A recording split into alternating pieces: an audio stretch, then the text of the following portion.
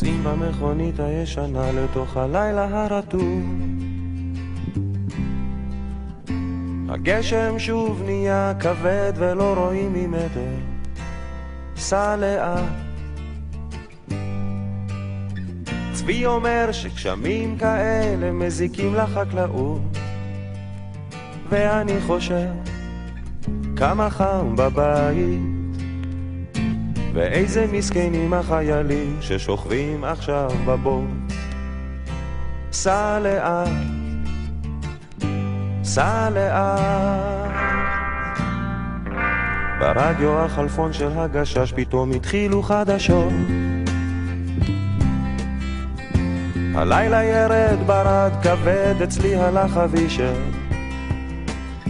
צבי אומר שקר לו בראש לסגור איזה חלון, ואני חושב הפועל שוב הפסידה, ואיזה מסכנים האוהדים שאוכלים להם את הלב. סע לאט,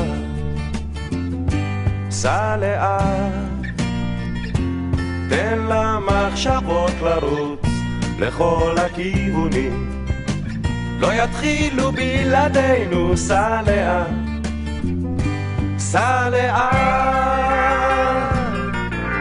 נוסעים במכונית הישנה לתוך הלילה הרטוב. מחר אני יקום מוקדם, תראה יהיה בסדר. צבי אומר שקשה לו לנשום ונגמרו לו